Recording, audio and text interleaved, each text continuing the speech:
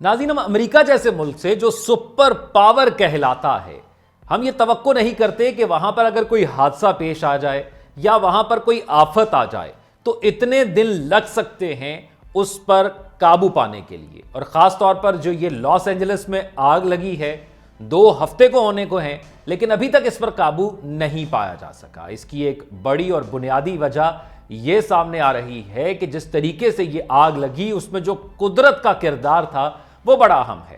اس سے قبل ہم نے دیکھا کہ کورونا سے پہلے سائنس یہ سمجھتی تھی کہ اس نے سب کچھ اچیو کر لیا ہے، لیکن قدرت نے اپنا کمال دکھایا اور ایک بیماری نے پوری دنیا کو بند کر دیا۔ اب اگر آپ نے جہنم کا نقشہ دیکھنا ہے تو آپ زمین پر اس کی مشابہت کہیں دیکھ سکتے ہیں۔ تو پہلے ایک جہنم غزہ میں برپا کی گئی اور اب لاس اینجلس کے یہ مناظر، آگ کے بعد کے مناظر آپ کو وہ نقشہ دکھا رہے ہیں۔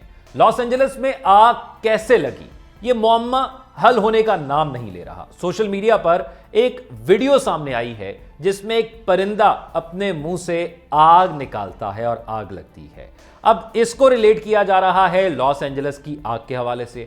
اس پر میں نے کچھ تحقیق کی ہے کہ آیا یہ ویڈیو صحیح ہے یا غلط ہے، وہ بھی آپ کو بتانا ہے۔ اور کیلیفورنیا میں لگنے والی آگ کیوں پھیلی اور قابو کیوں نہیں پایا جا رہا، اس حوالے سے کچھ پیشگی اقدامات تھے جو امریکہ نے آج سے کافی سالوں پہلے طے کیے تھے، ان پر عمل درآمد کیوں نہیں کیا گیا، یہ بھی ہم بات کریں گے اس نشست میں۔ آپ دیکھ رہے ہیں 92 نیوز ڈیجیٹل اور میں ہوں ذوق احمد۔ ناظرین، وہ امریکہ جو دنیا کا چوکیدار بنا بیٹھا ہے اور خود کو بہت طاقتور سمجھتا ہے، ایک بار حماس کے حملے میں جانی اور مالی نقصان کی خبر پا کر بول اٹھا کہ اگر فلسطینیوں نے سرگرمیاں جاری رکھیں تو فلسطین کو جہنم بنا دیا جائے گا۔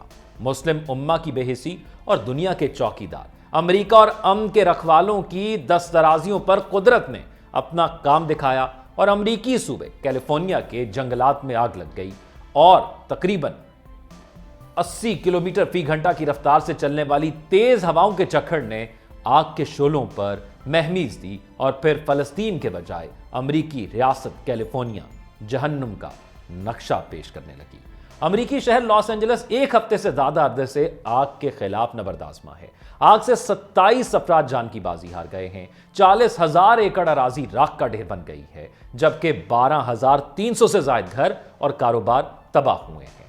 پیلیسائڈز آگ کے 27% پر قابو پا لیا گیا ہے تو ایٹن کی آگ 55% تک بجھائی جا چکی ہے۔ علاقے میں خطرہ تشکیل دینے والی بجلی اور گیس کی لائنیں کاٹی جا رہی ہیں۔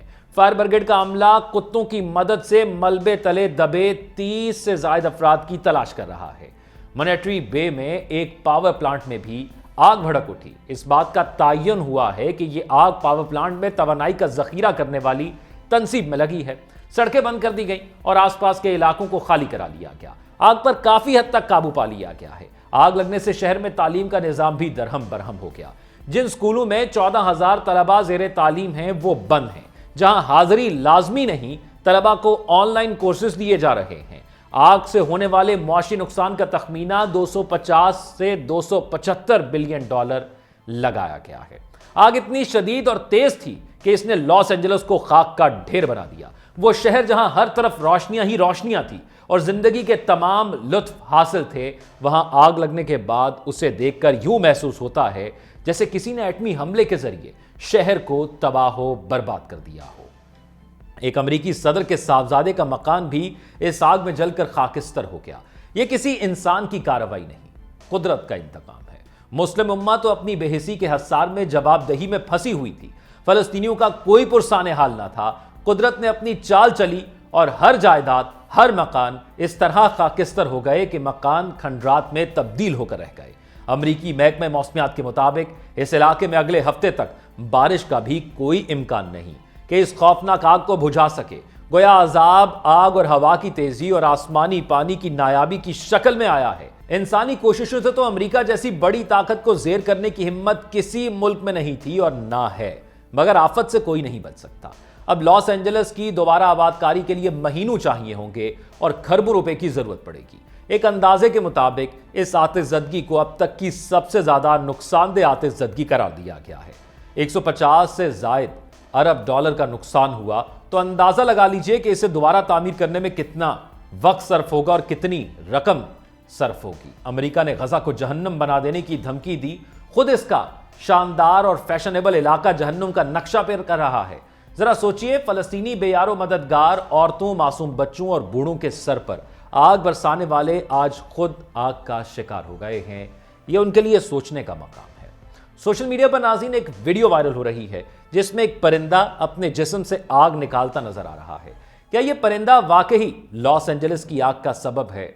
आइए जरा इसकी तहकीक शामिल करते हैं।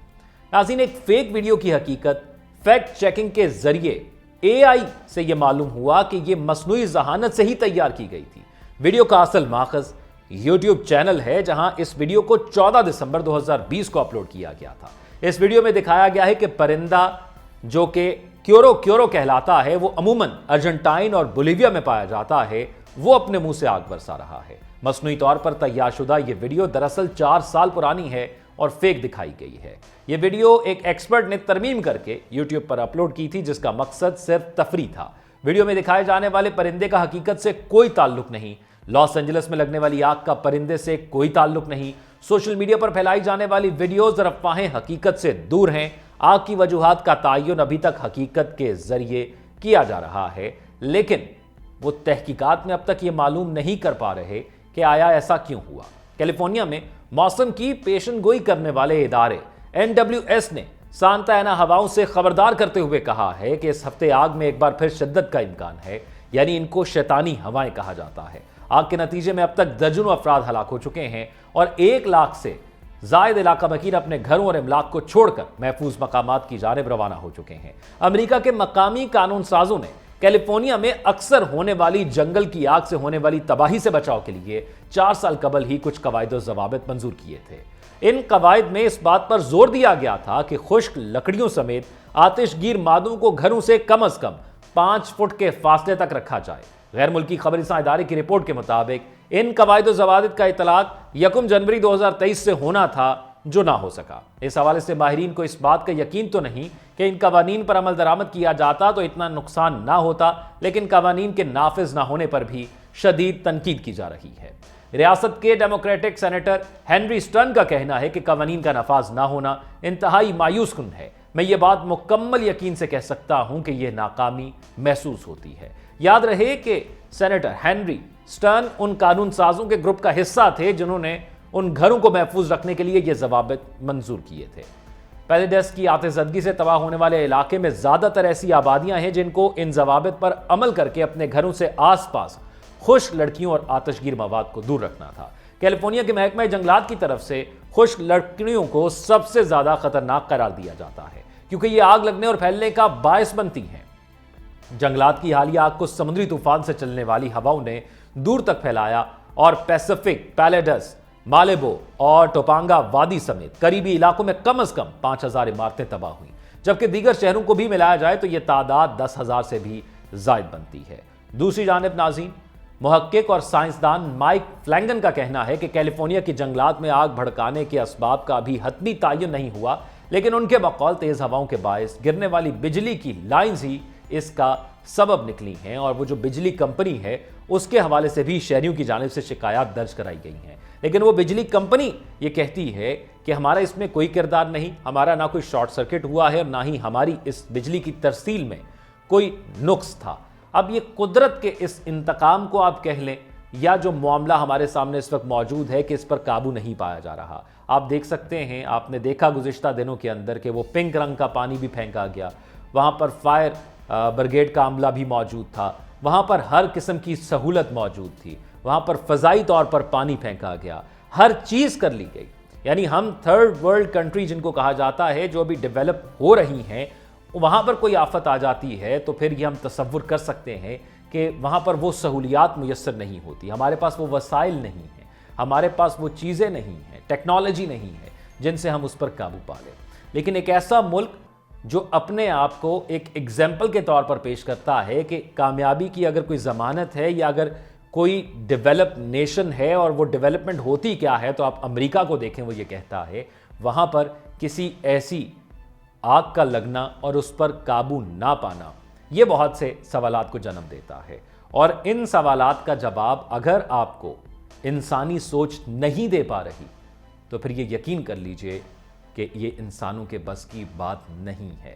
یہ ایک مقافات عمل کا جو ہم سنتے ہیں، ٹیٹ فار ٹیٹ جو سنتے ہیں، جیسا کرو گے ویسا بھرو گے سنتے ہیں، تو یہ وہ نظریہ ہے، یہ وہ سوچ ہے جو ہماری سوچ سے بالا تر ہے، جو اس فرعونیت کو، اس انا کو اس طرح جلا کر راکھ بنا دیتی ہے۔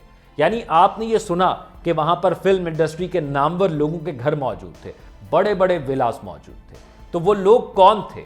وہ لوگ تھے جن کو لگتا تھا ان کے پاس تمام آسائشیں ہیں، اور اگر ان پر کوئی مصیبت آ جاتی ہے تو پیسہ یا جو طاقت یا جو وسائل ان کے پاس ہیں وہ اس سے اس پر قابو پا لیں گے۔ لیکن قدرت جب اپنا آپ دکھاتی ہے تو یہ جو دنیاوی قسم کے وسائل ہمارے پاس موجود ہوتے ہیں یہ اس کے سامنے بے بس ہو جاتے ہیں، اور یہی اس دنیا کی حقیقت ہے، اس زندگی کی حقیقت ہے۔ آپ اپنی رائے سے کمنٹ سیکشن میں آگاہ کیجئے گا۔ اپنا خیال رکھیے گا۔ اللہ حافظ۔